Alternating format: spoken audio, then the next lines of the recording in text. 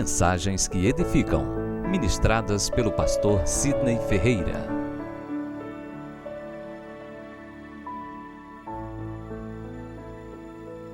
Nessa manhã, mediante a graça de Deus, eu gostaria de ser mais educativo do que inspirativo e reflexivo. Então, convido os irmãos a abrirem a Bíblia no Evangelho de Lucas, capítulo 14, versículo 28 ao versículo 30, onde nós estaremos meditando numa palavra essa extremamente pertinente para as nossas vidas, pois Jesus nos ensinou lições extraordinárias, lições essa prática para o nosso aprendizado. E se você abriu a Bíblia, permaneça com a Bíblia aberta, tá?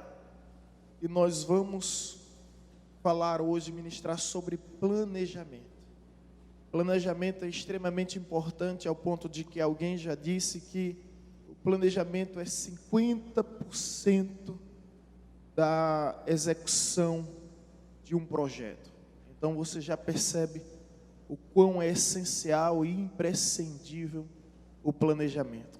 E Jesus nos ensina sobre o planejamento com as seguintes palavras no Evangelho de Lucas, capítulo 14, versículo 28 e 30.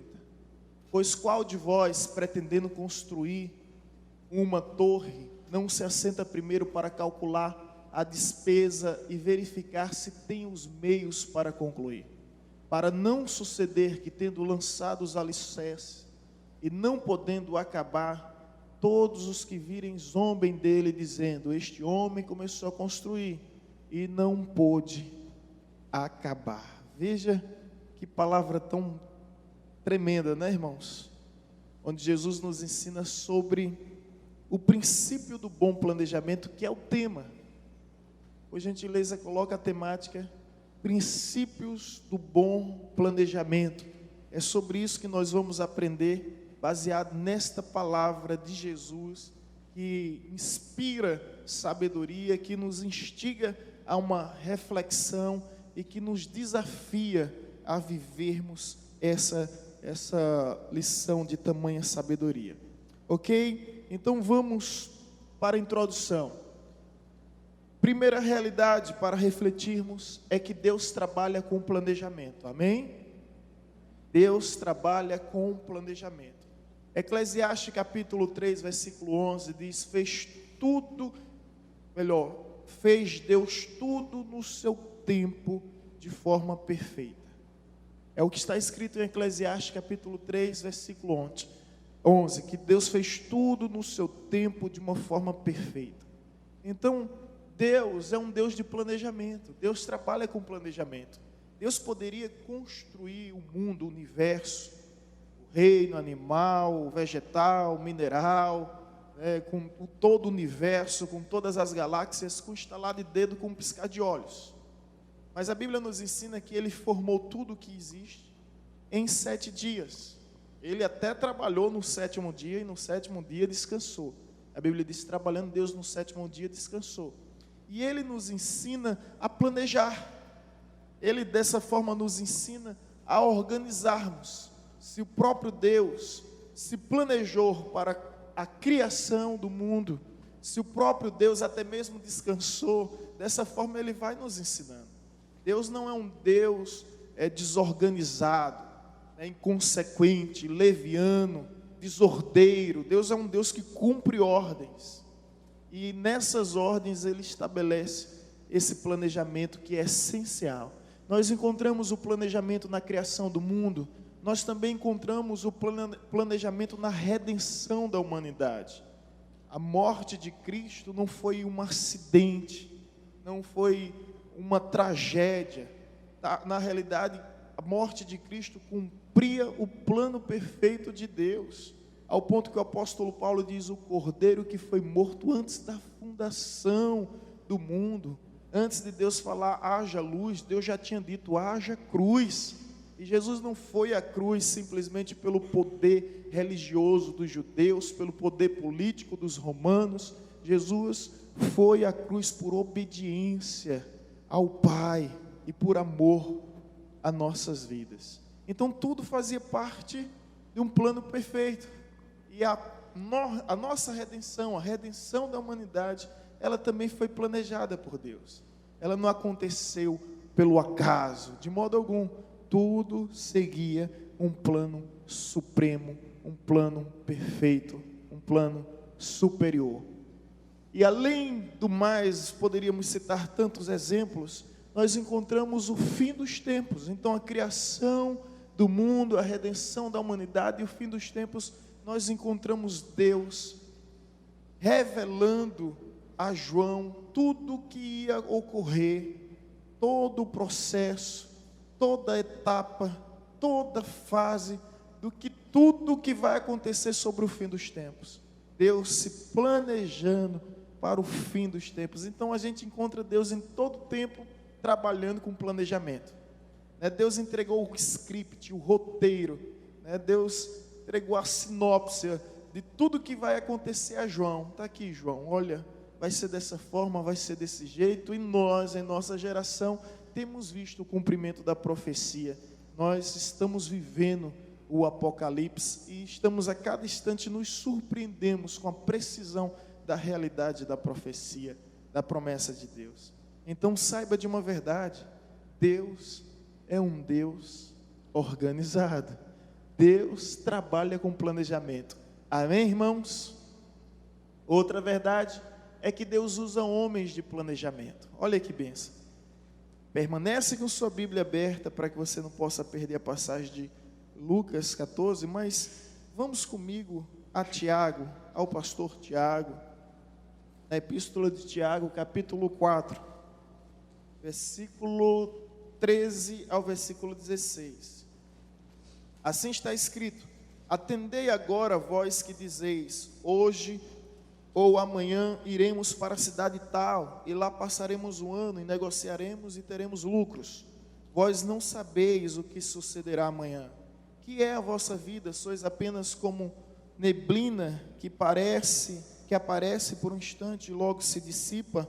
Em vez disso, devieis dizer: se o Senhor quiser, não só viveremos, como também faremos isto ou aquilo. Agora, entretanto, vós jactais da vossa arrogantes pretensões. Toda jactância semelhante a essa é maligna. Aparentemente, uma leitura superficial desse texto parece uma contradição, parece um paradoxo em relação ao planejamento, Porque começa repreendendo esses que dizem bem assim: amanhã faremos isso, amanhã negociaremos aquilo. E Deus começa a dizer no versículo 14: vós não sabeis o que sucederá amanhã, o que é a vossa vida, transitória, efêmera, passageira, No entanto, o que Deus está condenando aqui é aqueles que planejam sem o seu auxílio, que planejam sem o seu consentimento, que estabelecem metas, que impõem determinadas programações sem o consentimento, sem a aprovação divina. Realmente esse tipo de planejamento é reprovado por Deus. Mas em seguida ele nos diz como fazermos o verdadeiro planejamento no versículo 15. Em vez disso, devieis dizer: se o Senhor quiser, não só viveremos, como também faremos isso ou aquilo. Amém, irmãos? Deu para entender que alguns usam esse texto, por incrível que pareça, por mais absurdo que pareça, alguns usam esse texto para dizer que nós não precisamos planejar, pois nós não temos ciência do que será, de como será. Então vamos viver cada dia, vamos viver como hedonista, Vivamos e comamos e bebamos, porque amanhã morreremos. Na realidade, nós temos que projetar de fato o futuro, mas projetar ele mediante o auxílio divino. E quando a gente vai para essa lição, Deus usa homens para planejamento, nós encontramos Deus usando Noé, que planejou a arca. Nós encontramos Moisés, que planejou todo o tabernáculo. Nós encontramos Davi, que planejou todo o templo. E poderia citar outros homens, como por exemplo Josué, que planejou como um grande estrategista diversas guerras, táticas de guerra. Josué fez muito isso. Poderíamos citar Neemias, que planejou a restauração das muralhas de Jerusalém, que não ocorreu de uma hora para outra, mas ele seguiu todo um processo de planejamento. Então, Deus trabalha com planejamento e Deus também usa homens para esse planejamento. E agora, dentro dos princípios do planejamento, o primeiro princípio, que é a primeira lição, baseado naquele texto que nós não podemos esquecer, e preste atenção, em nome de Jesus, irmãos, porque o primeiro princípio é o princípio da aspiração. Isso é desejo, vontade, anseio. Olha só o que a Bíblia nos diz, versículo 28 do capítulo 14 de Lucas. Pois qual de vós, pretendendo construir, olha o texto lá, a expressão pretendendo, essa expressão no grego, pretendendo, é desejando ardentemente. Então, qual entre vós, desejando ardentemente, pretendendo? Então, o primeiro princípio no planejamento é o planejamento da aspiração. É você ser sincero consigo mesmo e perguntar: será que realmente eu quero isso? Será que realmente é isso que eu desejo? Será que é isso que eu anseio? Será que é isso que faz meu coração pulsar, meu sangue ferver, meus olhos brilhar? Será que vale a pena viver por isso? Lutar por isso? Será que vale a pena me dedicar a minha vida a isso? Então, quando a gente fala de planejamento, evidentemente, nós estamos falando de todas as áreas da nossa vida. Então, se você deseja fazer um curso, se você deseja adquirir algo, construir algo, a primeira pergunta a se fazer é sobre o princípio da aspiração. Você realmente aspira isso? Você realmente tem essa pretensão? Realmente esse é o seu desejo? Realmente essa é a sua vontade? Pergunte a si mesmo: você consegue viver sem isso? Se não, se você está aí de acordo com o princípio da aspiração, realmente você deseja ardentemente, então algumas lições nós precisamos ainda aprender nesse princípio da aspiração. A primeira é a letra A, que diz: escolha os planos de Deus. Por quê? O que é que está escrito em Provérbios 16, versículo 1? O coração do homem pode fazer planos, mas do Senhor vem a resposta certa. Então, meus irmãos, aqui a gente está tratando até de alguns conflitos existenciais. E algumas pessoas sofrem com crise de identidade sem saber quem é. Você pode até não saber quem você é, mas você sabe muito bem quem você não quer ser. Então começa a partir daí, andar e caminhar. Então, o princípio da aspiração nos ensina que nós devemos fazer a escolha conforme os planos de Deus. Escolha os planos de Deus, porque o coração do homem faz muitos planos, mas a resposta certa, ela vem do Senhor. É no Senhor que você encontra a resposta certa. É no Senhor que você encontra o plano certo, o plano perfeito, o plano ideal para a sua vida. Às vezes a gente está tão preocupado com o que os pais querem que nós venhamos ser, com o que os professores querem com que nós venhamos ser, com que os nossos tios, avós querem que nós venhamos ser, com que os nossos cônjuges querem que nós venhamos ser, com que os nossos patrões querem que nós venhamos ser, e às vezes esquecemos de perguntar o que é mais importante, é o que Deus quer que nós sejamos. O que é que Deus quer de você? Parou para pensar? O que é que Deus espera de você? O que é que Deus deseja de você? Então saiba, meu irmão, que o coração do homem faz muitos planos, mas a resposta certa, ela vem da parte de Deus. Busque em Deus a direção para a sua vida. Eu agradeço a Deus porque muitos planos que eu tinha não aconteceram em minha vida. E eu não sei dizer onde eu estaria nesse momento. Talvez eu não estivesse nem vivo se alguns dos meus planos fossem concretizados. Então, quão bom é confiar, descansar, depender dos planos de Deus, na certeza que a vontade dele é melhor, é boa, é perfeita e agradável, conforme diz em Romanos capítulo 12, versículo 2. Amém? Então escolha os planos de Deus. As pessoas dizem aí, olha, ouça o seu coração, não é? Né? As pessoas que têm já uma tendência à filosofia humanista, colocar o homem no centro de tudo. Olha, ouça a voz do seu coração. Seja lá o que for que o seu coração falar, faça. Eis aí o perigo, porque a Bíblia diz que o coração do homem é enganoso. Quem o conhecerá? Eu, Senhor, conheço os corações e perscruto o interior. Cuidado com essa história de ouvir o coração. A Bíblia diz já que o coração do homem faz muitos planos, mas a resposta certa, o plano certo, ele vem da parte de Deus. Amém? Vamos ouvir a Deus. Nessa historinha de ouvir coração, muitos acabaram muito mal. E eu espero que você não deseje isso para a sua vida, que você tenha sabedoria suficiente para escolher o melhor. Letra B, consagre os seus planos a Deus. Veja o que a Bíblia nos diz, Provérbios 16, 33. Consagre ao Senhor tudo o que você faz, e seus planos serão bem-sucedidos. Olha que bênção, meus irmãos. Agora é chamar Deus para ser teu sócio, é chamar Deus para ser o teu parceiro, é chamar Deus para ser o teu aliado, é chamar Deus para ser o teu chegado. Consagre ao Senhor tudo o que você faz. Esse é o nosso problema. Nós não queremos fazer o que Deus está abençoando, mas nós queremos que Deus abençoe aquilo que nós estamos fazendo. Não é verdade? Ao invés de pedir a Deus que venha abençoar o que nós estamos fazendo, vamos ser mais inteligentes. Vamos fazer aquilo que Deus está abençoando, aquilo que Deus há de abençoar.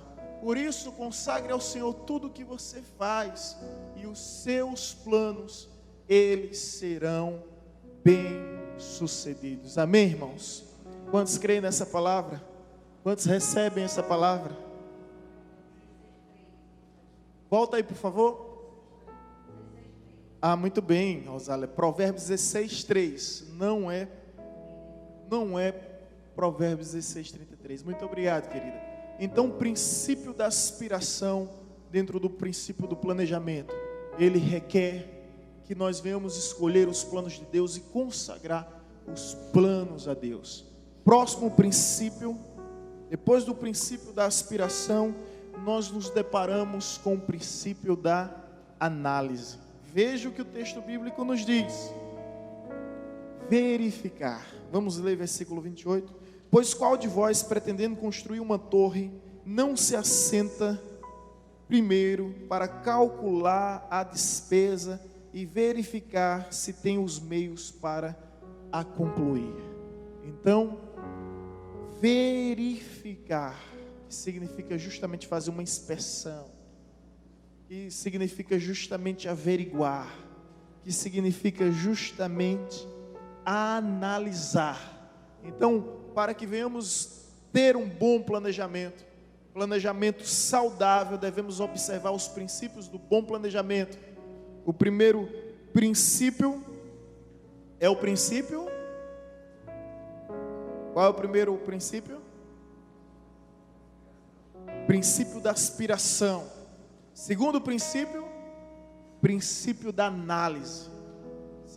Princípio da aspiração, se você realmente deseja. Princípio da análise é onde aí você vai refletir, onde você vai ponderar, onde você vai de fato colocar na balança, meu amigo.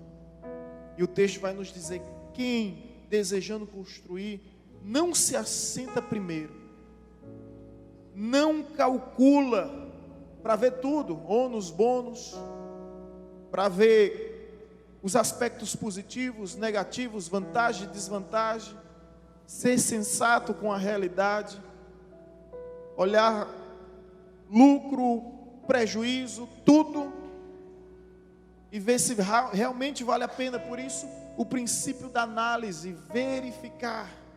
Isso é muito importante.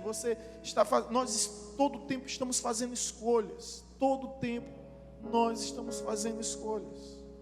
E essas escolhas, para serem bem-sucedidas, para alcançarmos o sucesso, para vivermos o êxito, ela precisa de um bom planejamento. E aí, meu querido, é necessário analisar. Quantas pessoas entram em dívidas, sujam os seus nomes, passam vexame, expõem sua família ao constrangimento, justamente porque faltou o quê? Planejamento. Compra o que não precisa com dinheiro que não tem, para viver uma vida que não lhe pertence. Para viver de aparência. Aí depois está lá a correspondência do Serasa, do SPC, e a pessoa está agoniada, tribulada, justamente porque fez algo sem o princípio da análise. A Bíblia nos diz em Provérbios 22, versículo 1, mais vale o bom nome do que as muitas riquezas. Ou seja, o nome é um dos maiores bens que nós possuímos, se não o maior. Por isso preze pelo seu nome. E esse princípio nos ensina, o princípio da análise para tudo. Vai casar, analisa direitinho, passa uma lupa, tá? Não é para fazer test drive não, é só para passar uma lupa. De cima para baixo, de baixo para cima, para saber se vale a pena. Começa a saber se é um bom filho, se é uma boa filha. Olha, dificilmente um mau filho vai ser um bom marido, viu? Começa a analisar com direito, tem que passar por essa peneira da análise. Começa a refletir, ver se o marmanjo trabalha. Porque se o camarada passou de 30 e a profissão dele é filho, você vai casar com ele, a profissão dele vai ser de filho para marido. Vai mudar de profissão. Eu digo isso porque eu já acompanhei cada situação. Uma mulher desesperada dizendo: pastor, não aguento mais, eu vou trabalhar, acordo 6h30 para pegar de 7. O camarada está jogando videogame, pastor. Quando eu chego do trabalho, o camarada está dormindo, pastor. Quando eu chego de casa para almoçar, o camarada está dormindo. Quando eu volto de vez de casa, o camarada foi jogar bola que eu não sei nem aonde. Quando chega em casa, chega bêbado. Olha que situação. Porque não usou o princípio da análise. Olhar, sentar, é o que o texto nos diz. Calcular as despesas e verificar.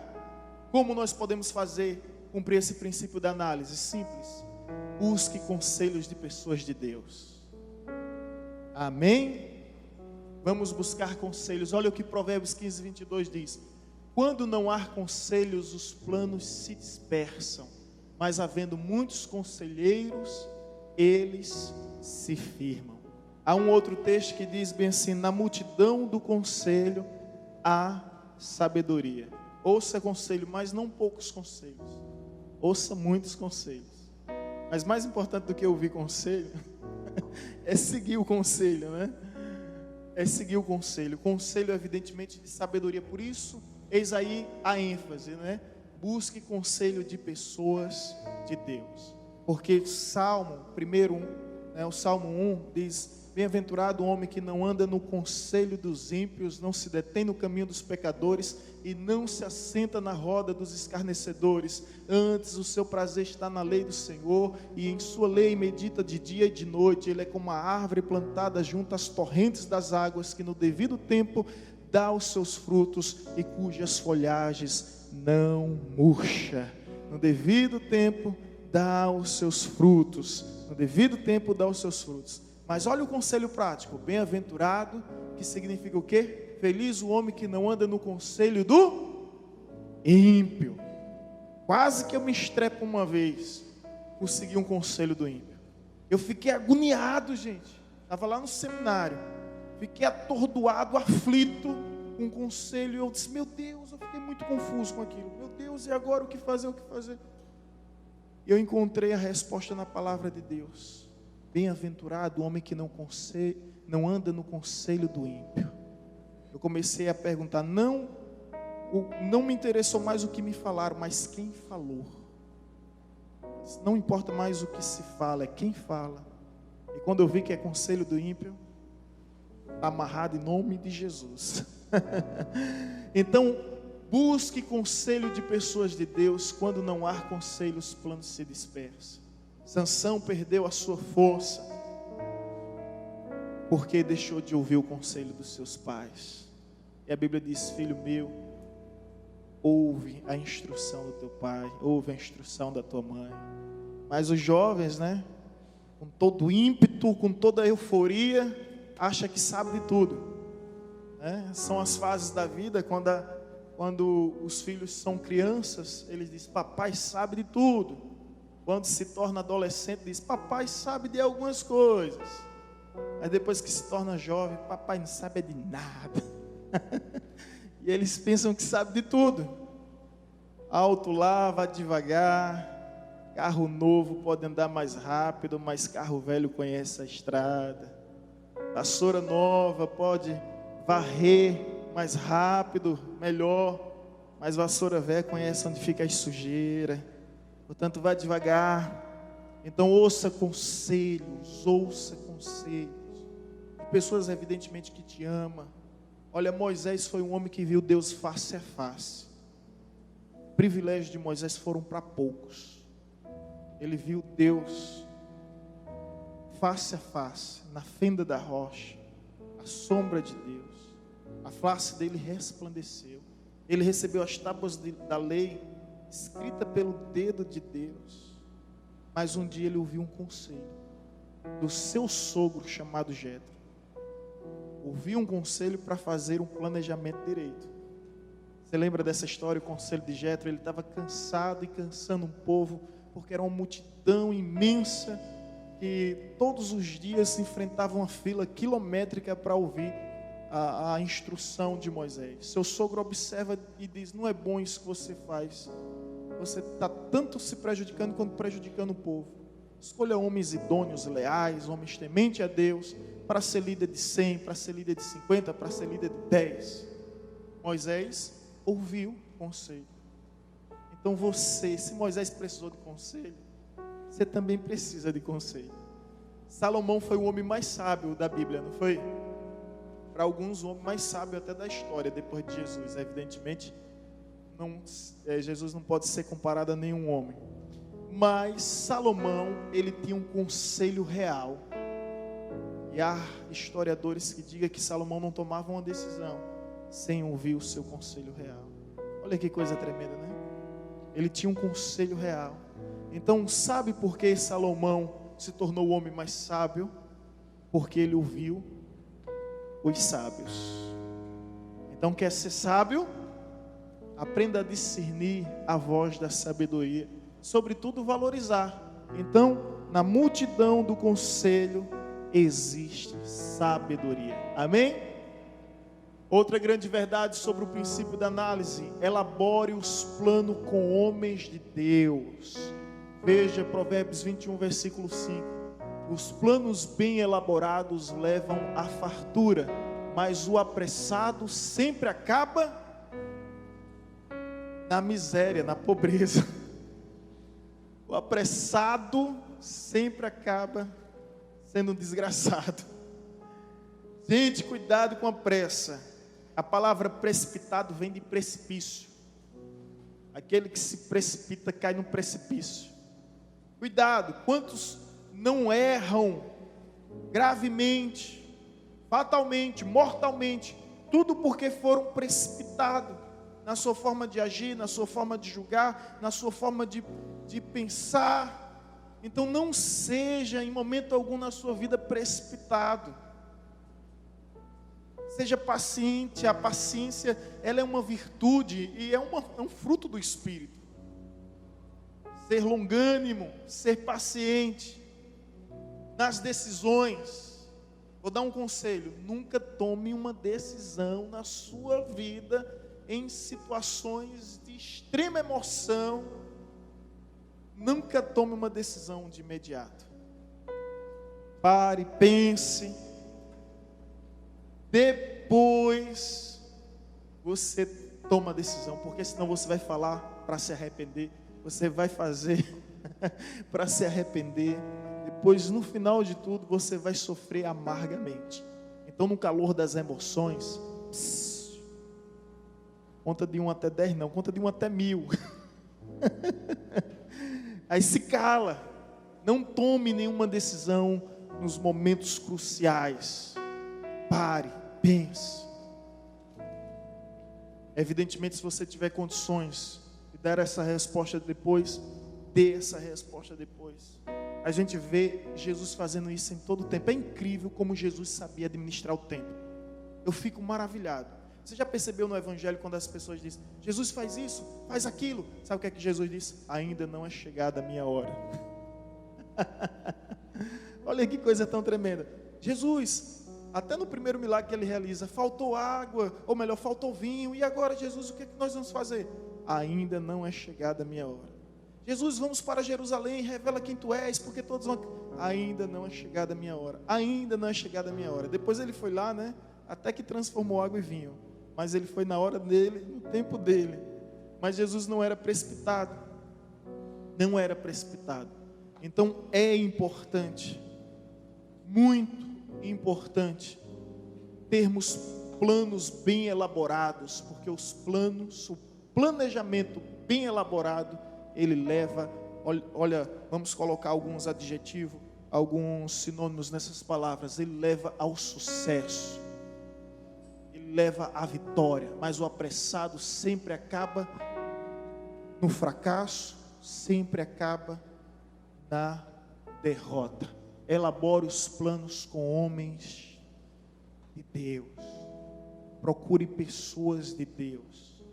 Eu acho bonita a história de Sadraque, Mesaque e Abednego. E eu acho mais bonito ainda é que um fortaleceu o outro. E eu creio que eles não se corromperam porque eles estavam juntos, eles estavam unidos. Era um dando satisfação para o outro, dizendo: eu não vou cair. O outro: eu também não. E nem eu ainda, nem menos eu. Um dando satisfação para o outro. Vamos nos firmar no Senhor, vamos propagar as suas maravilhas. Nós precisamos de amigos, de homens, mulheres de Deus, para nos ajudar a executar os projetos, os planos que Deus tem nos confiado. Davi tinha seus valentes, ninguém chega a lugar nenhum sozinho. Davi tinha seus aliados. Na caverna de Adulão, aqueles homens saem como grandes guerreiros para se tornar os grandes ministros de Israel. Estavam lá cuidando das suas feridas, curando seus traumas, curando seus ferimentos. Portanto, irmãos, procure pessoas de Deus. E é necessário termos alguém. O apóstolo Paulo, ele entra num conflito grande. Ele diz bem assim: por dentro temores, por fora combate, mas Deus que alivia os abatidos me enviou Tito. Quem é o seu Tito? Quem é o seu Tito? Enquanto Tito na sua vida não chegar, você vai viver por dentro temores e por fora combate. E sabe como é que Deus vai te aliviar? Enviando pessoas para te ajudar. Isso é lindo, né, irmãos? Enviando pessoas. Então procure o seu Tito. Procure o seu Tito. Assim como Davi tinha um Jonatas, Paulo tinha um Tito. Assim como Moisés tinha Josué, Elias tinha Eliseu. E nós precisamos de pessoas para vivermos os sonhos de Deus, para cumprirmos os sonhos de Deus. Você já parou para pensar naquele homem deficiente físico, que os discípulos levam ele pelo telhado? Aquele homem tinha amigos, né? 4 pessoas pegam e levam eles para o telhado. Por que não leva ele para a porta? Era tão mais simples? Não era mais simples. Aparentemente sim, mas não há coisa mais difícil no mundo do que convencer uma pessoa de que os seus problemas é pior do que o delas. Não é? Cada um pensa que seu problema é o maior que existe no mundo. Então aqueles 4 homens acharam por bem, acharam mais fácil subir o telhado e arrancar as telhas e descer o deficiente por lá. Jesus fez o milagre de uma forma maravilhosa, mas aquele homem foi curado, não simplesmente porque tinha fé, mas porque tinha amigos. Amigos que vivem os nossos sonhos, amigos que vivem os nossos projetos. Então, o princípio da análise: busque conselhos de pessoas de Deus, elabore os planos com homens de Deus. Compartilhe e sonhe com quem sonha.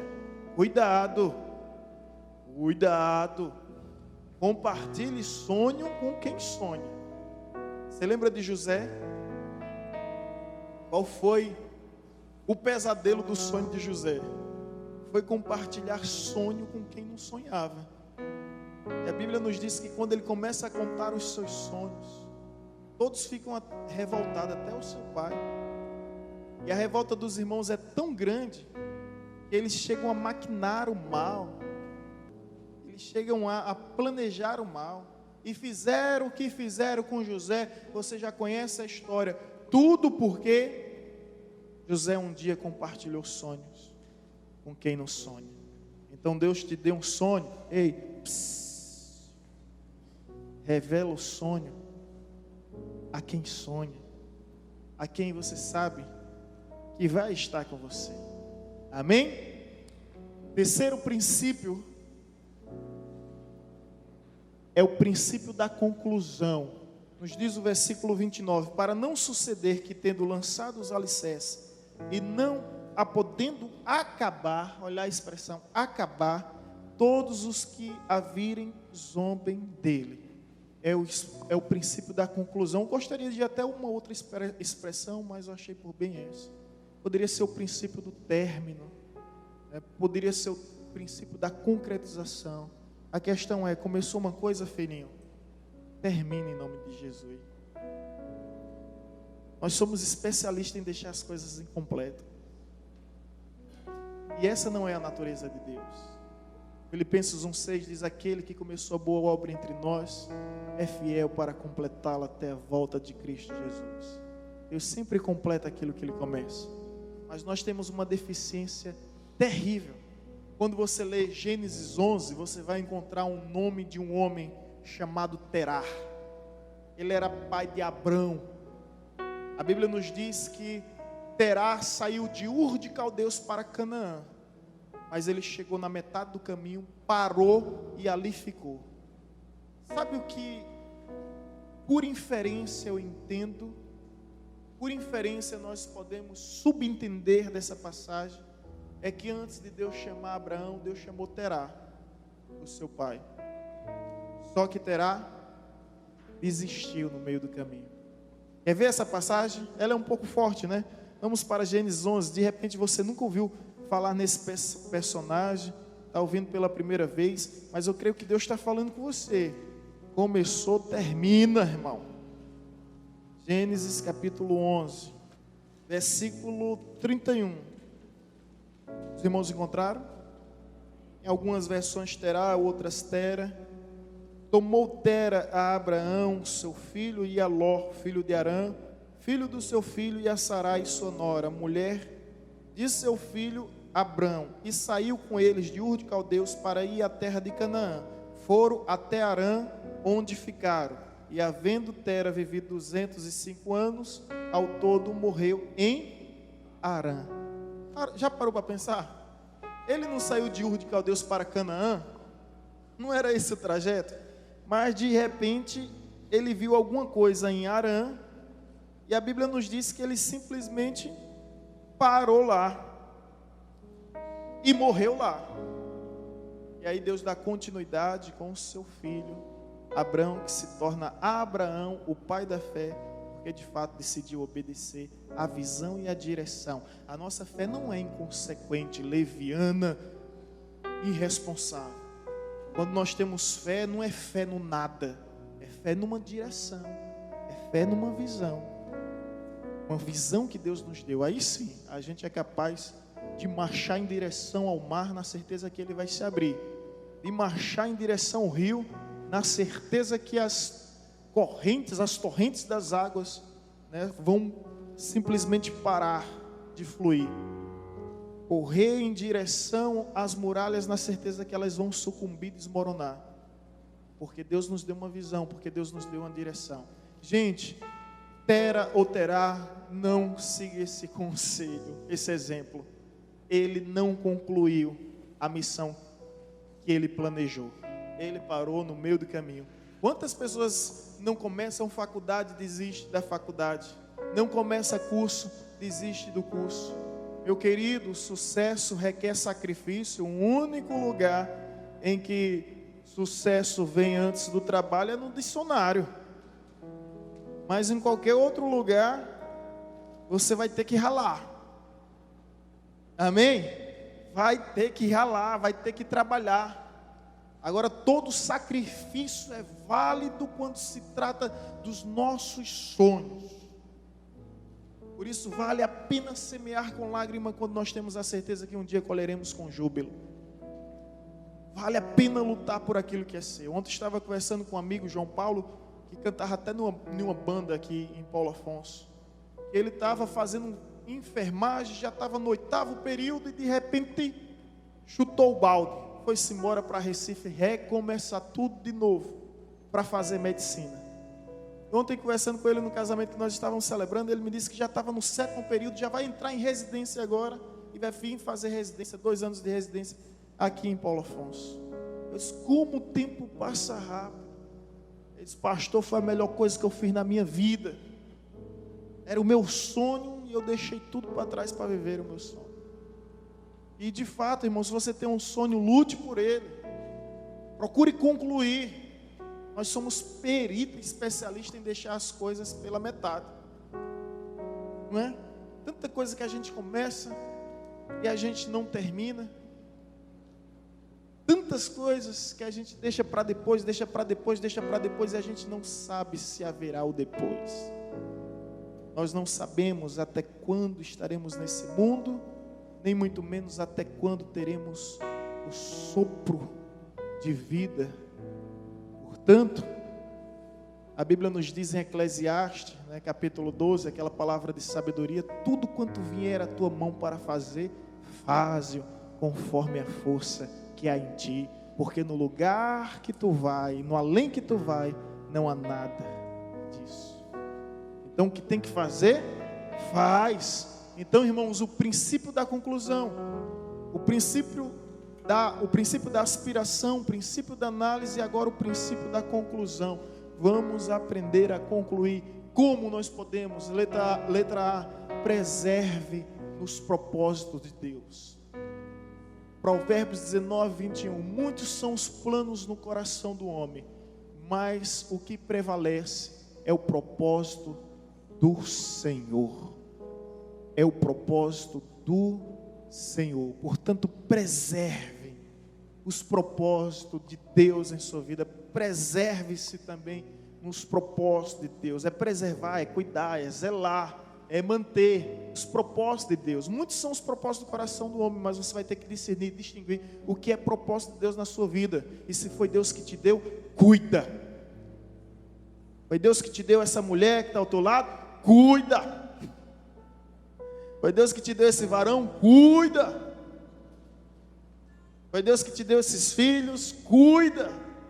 Vamos começar a preservar aquilo que Deus nos deu. Vamos nos preservar nos propósitos de Deus, para assim prevalecermos. Mas o que prevalece é o propósito do Senhor em nossas vidas. Então, irmãos, cuidar. É sempre fácil começar algo, basta querer. Difícil mesmo é terminar. Por isso que é uma frase que diz: muitos começam, poucos terminam. E essa frase continua dizendo: os fracos começam tudo, mas somente os fortes é que terminam tudo. Então, terminar, concluir aquilo que Deus colocou na sua vida, que você entende que é plano de Deus, que você entende que é propósito de Deus. Muitos são os planos no coração do homem, mas o que prevalece é o propósito do Senhor. Outra lição sobre o princípio da conclusão é: determine o projeto com fé em Deus, os projetos com fé em Deus. Em Jó, capítulo 22, versículo 27 e 28, diz o seguinte: orarás a Ele, e Ele te ouvirá, e pagarás os teus votos, determinarás tu algum negócio, e ser-te-á firme, e a luz brilhará em teus caminhos. Determine a tua vitória. Essa palavra parece até triunfalista, né? Determine a sua bênção, determine a sua vitória. Mas é a Bíblia que ensina. Se você orarás a Ele e Ele te ouvirá, e pagarás os teus votos, determinarás tu algum negócio, e ser-te-á firme, e a luz brilhará em teus caminhos. Se você sabe que você está vivendo conforme os planos, os projetos de Deus, você sabe que é a vontade de Deus, então determine. Como foi que você acha que Davi venceu Golias? Determinando a vitória. Como foi que você acha que Moisés atravessou o Mar Vermelho? Determinando a vitória.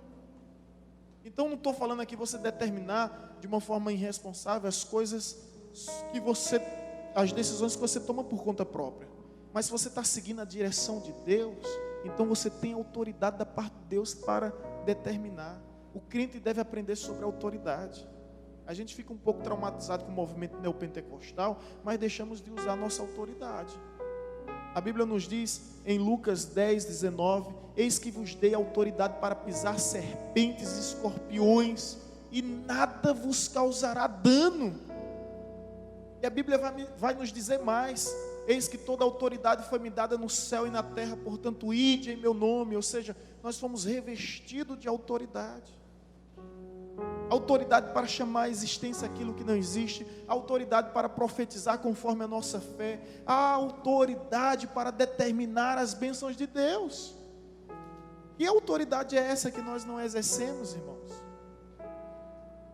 Nos faz lembrar daquela história que muitos pastores contam, que uma pessoa ficou endemoniada na igreja, ninguém conseguiu expulsar, e de repente chegou uma senhora para aquela pessoa que estava endemoniada e diz: ô demônio, por favor, sai em nome de Jesus.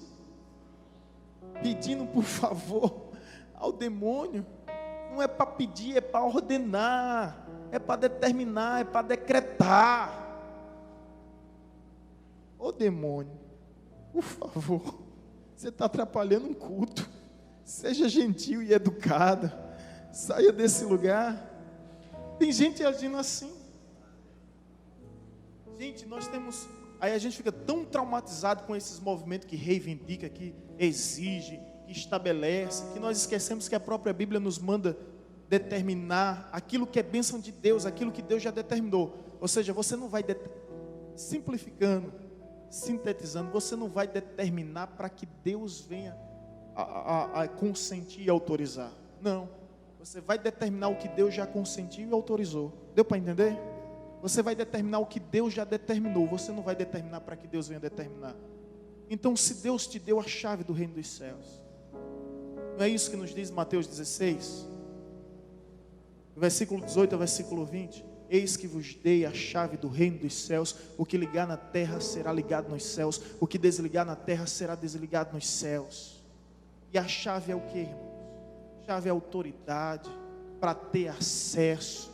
Chave é a autoridade para ter domínio, é a autoridade para ter controle. É isso que tem chave.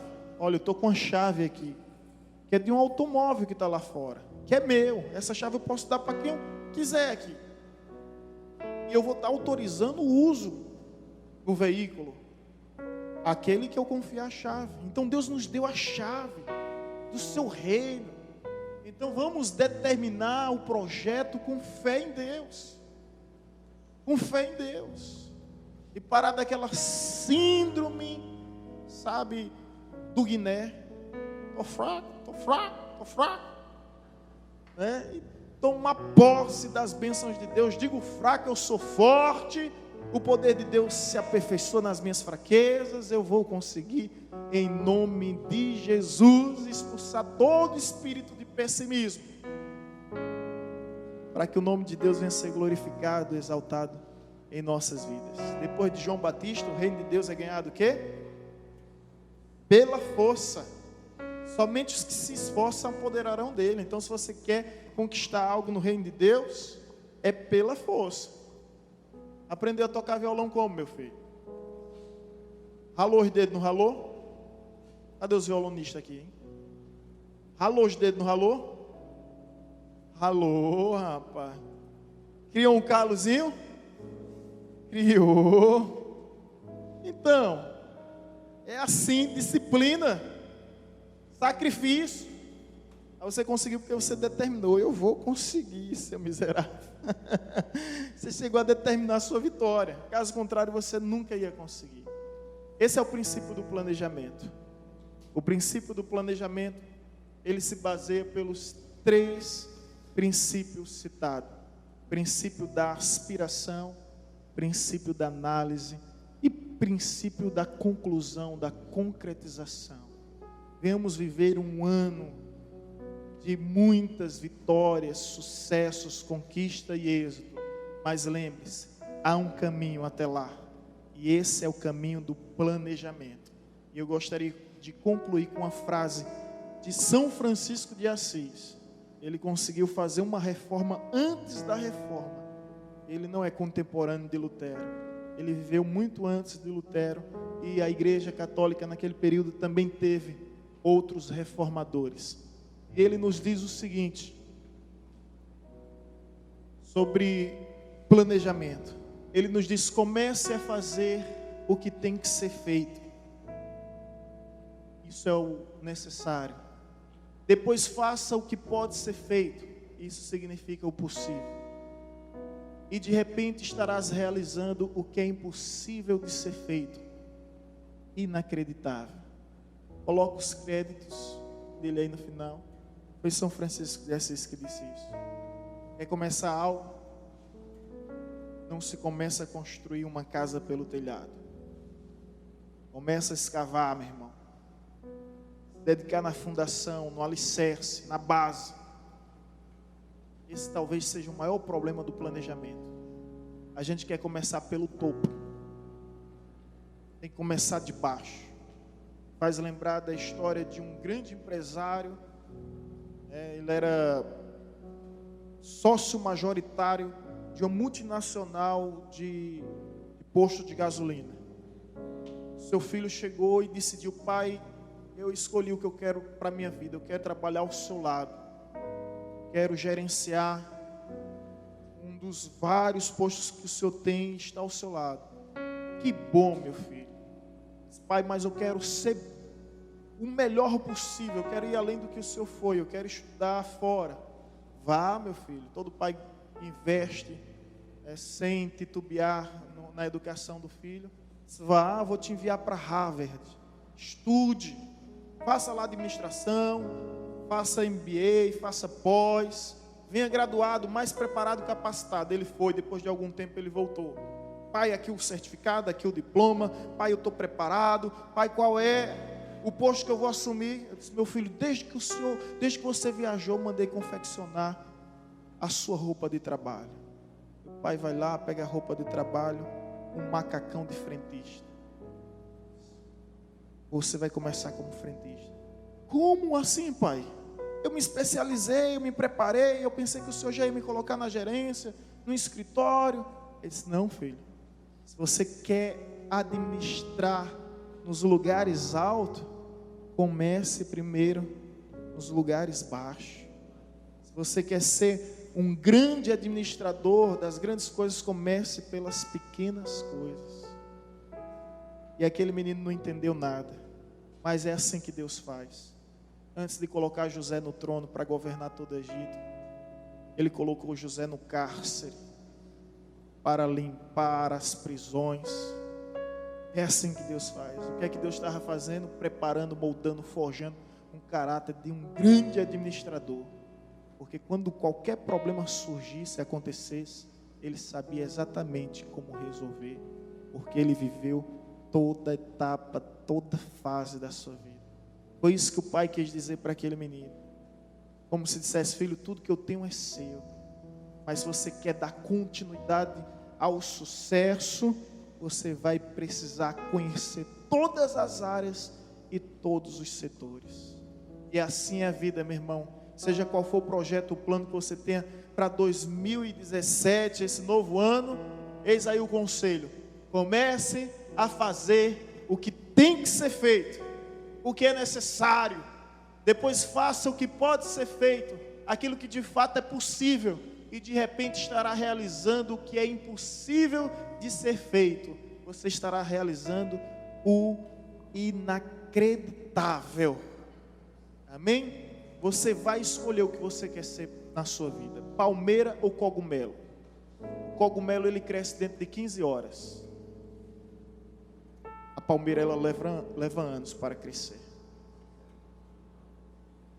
A palmeira leva anos para crescer. Então eu pergunto a você: você quer ser o que, meu irmão? Cogumelo ou palmeira? Então, se você quer crescer na vida, cogumelo passa 15 horas para crescer, mas também dentro de dias morre. A palmeira passa alguns anos para crescer, mas dura décadas, dura séculos. Você escolhe o que você quer ser: cogumelo ou palmeira. A Bíblia diz que o justo florescerá como o cedro do Líbano. É linda essa passagem, né? O cedro do Líbano, antes de crescer para cima, ele cresce para baixo, fortalecendo suas raízes. É talvez uma das árvores que mais demore para crescer, mas também, quando cresce, resiste às intempéries do tempo, tempestade, temporal, terremoto. Eles permanecem inabaláveis, porque eles fortaleceram as suas raízes. Todo mundo olha para o cedro: não está crescendo, não está crescendo, não está crescendo. Está crescendo sim, está se fortalecendo a crescer e permanecer. É assim que Deus faz a nossa vida. O justo florescerá como o cedro do Líbano. Amém?